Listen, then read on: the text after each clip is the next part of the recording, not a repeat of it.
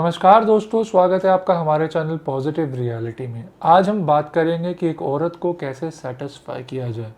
औरत को सेटिस्फाई करना एक हर शादीशुदा मर्द का या एक हर उस मर्द का एक अनसुलझा सा सवाल है जो नई शादी की तरफ जा रहा है। सिर्फ और सिर्फ सबसे पहले तो मैं आप लोगों को ये बताना चाहूँगा, जब भी हम इस लाइन को यूज़ करते हैं कि एक औरत को कैसे सेटिस्फाई किया जाए, आप सबका ध्यान सिर्फ एक ही तरफ जाता है, जो है कि एक बंद कमरा, बेडरूम लाइफ। क्या सिर्फ वहीं पे आप एक औरत को सेटिस्फाई कर सकते हैं? उसके अलावा कोई और ऐसी जगह नहीं है, कोई और ऐसा टाइम नहीं है जहां आप अपनी वाइफ के लिए, अपनी गर्लफ्रेंड के लिए, अपनी फियांसे के लिए सेटिस्फेक्शन सोचते हो? ये सेटिस्फाई जो वर्ड है ना, ये बहुत बड़ा वर्ड है अपने आप में। तो इसी सब के ऊपर मैं आज आप लोगों से बात करने वाला हूँ। उम्मीद करूँगा कि आप इस वीडियो को एंड तक ज़रूर देखिएगा, क्योंकि अगर आप इस वीडियो को एंड तक नहीं देखेंगे तो शायद आपको मेरी बातें समझ में ना आए, या मैं जो मैसेज पहुंचाना चाहता हूं वो आप तक ना पहुंचे।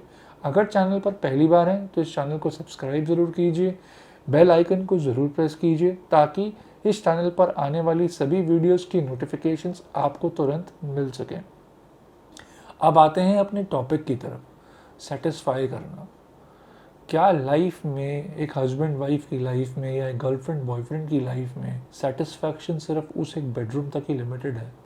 आप ऑफिस से थके हारे आते हैं, आपकी एक्सपेक्टेशंस होती हैं कि एक तो आपको डिलीशियस सा खाना मिले, घर सजा धजा मिले, घर में ज़रा सी गंदगी ना हो, आपकी वाइफ दिन भर आपके घर का ख्याल रखे। ख्याल रखने में बहुत कुछ, अगर घर में आपके पीछे पेरेंट्स हैं, तुम पेरेंट्स का भी ध्यान रखें, बिल्कुल रखना भी चाहिए। सुबह से लेकर रात तक वो घर के हर उस काम को करे जो कि सिर्फ और सिर्फ वो एक फीमेल को ही करना है, क्योंकि हम मेल्स उस किसी काम में हाथ बटाते नहीं हैं। ना तो हम सफाई करने में हाथ बटाते हैं, ना हम कपड़े धोने में हाथ बटाना ज़रूरी समझते हैं। और भी बहुत से ऐसे घर के काम होते हैं, बर्तन धोना, चूल्हा चौका करना, अगर किसी ने घर की मेड भी रखी हुई उस मेड को भी सुपरविजन करना। कितने सारे घर के ऐसे डेली कोर्स हैं जिनमें दिन भर वो उलझी रहती हैं। और रात का खाना खा के हमारी एक्सपेक्टेशन एक और होती है कि अब हमारे को बेडरूम लाइफ में इंटीमेसी चाहिए, और इंटीमेसी भी अच्छी खासी वाली चाहिए, जैसे कि हम एक फैब्रिकेटेड वर्ल्ड में देखते आए हैं। अब आप मुझे बताओ, यहाँ पे अगर कुछ भी वो डिलीवर नहीं कर पाती हैं तो आप क्या सोचते हो कि मेरी वाइफ का इस सब में इंटरेस्ट ही नहीं है, वो मुझ में इंटरेस्ट लेती ही नहीं है, वो ऐसे ही पड़ी रहती है? अरे भाई, इंटीमेसी का कोई बटन थोड़ी है कि ऑन किया तो ऑन, ऑफ किया तो ऑफ।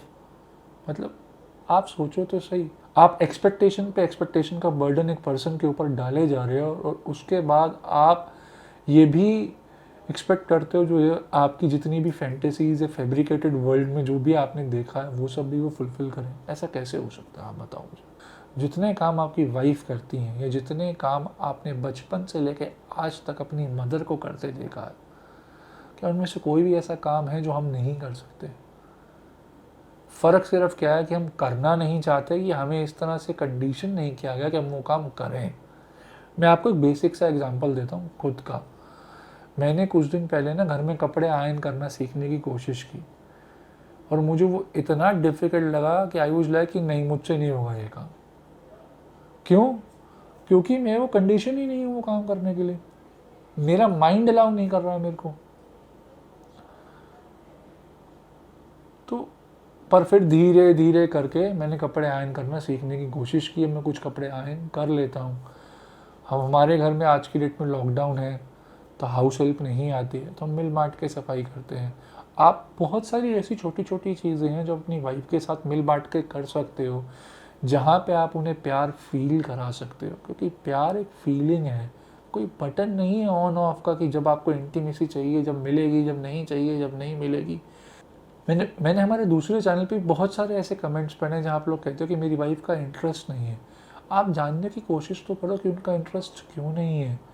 हम इंडियन मेल्स मोस्टली अपने घर की फीमेल्स को पॉइंट दर पॉइंट पे नेगेटिव फील कराते हैं, हम उन्हें इग्नोर्ड फील कराते हैं, हम उन्हें अकेला फील कराते हैं, और उसके बाद हमारी एक्सपेक्टेशन होती है कि हमारी जो बेडरूम लाइफ हो बिल्कुल इंग्लिश मूवीज़ की तरह हो।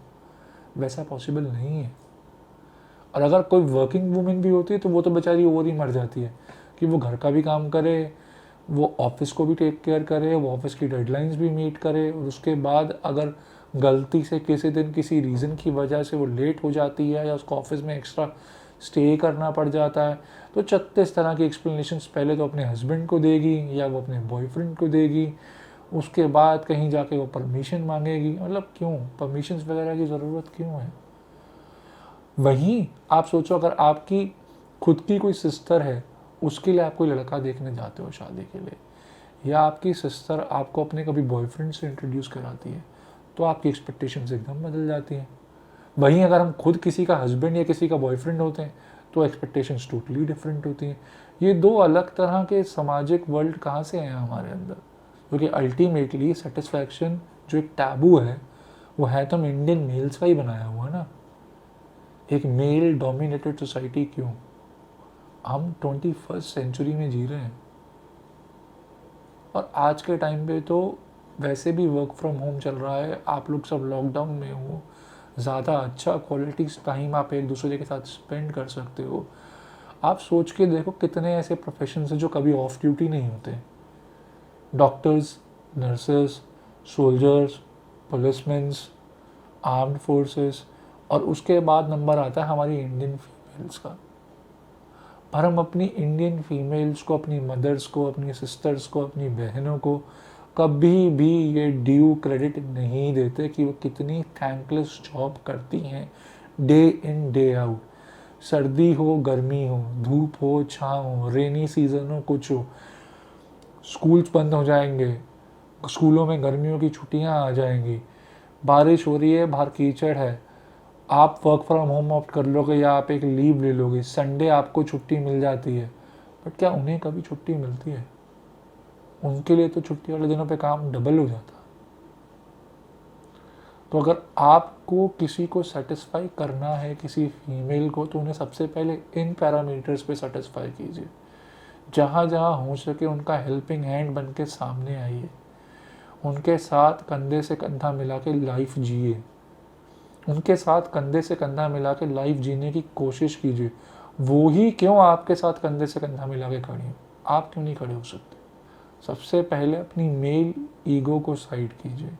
ये छोटी छोटी चीज़ें अगर आप अपनी डे टू डे लाइफ में इम्प्लीमेंट कर लेंगे, ये छोटी छोटी चीज़ें अगर आप दोनों मिल के अपनी शादी में, अपने रिलेशनशिप में सुलझा लेंगे, जहाँ पे कोई मेल ईगो ना हो, एक फ़ीमेल को कोई काम करने से पहले अपने पार्टनर की परमिशन की लेने की ज़रूरत ना पड़े, तो उसके बाद जो आपका एंड रिज़ल्ट है, जिसकी तरफ आप जाना चाहते हो कि आपकी इंटीमेट लाइफ बहुत अच्छी हो, वो अपने आप होगी, क्योंकि वो भी एक फीलिंग है।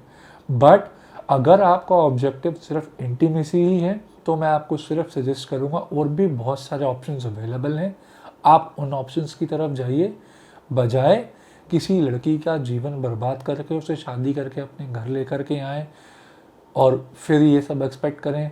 और अगर आपका ऑब्जेक्टिव सिर्फ घर के काम करवाना ही है, तो उसके लिए भी हाउस हेल्प्स मिल जाती हैं। आप एक रिलेशनशिप को पूरी फीलिंग के साथ ही जी सकते हैं और निभा सकते हैं।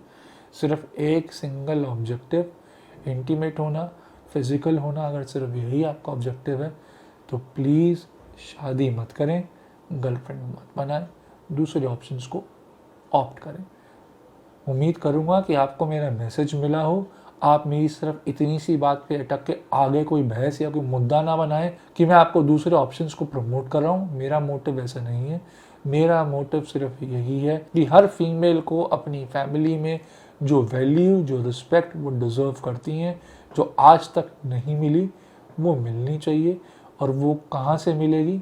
वो शुरुआत होगी सिर्फ आपसे, सिर्फ और सिर्फ आपसे।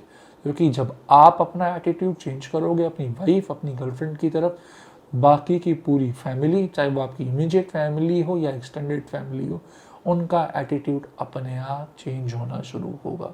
इसी के साथ मैं आपसे फिर मिलूंगा किसी और नई वीडियो के साथ। जय हिंद, वंदे मातरम।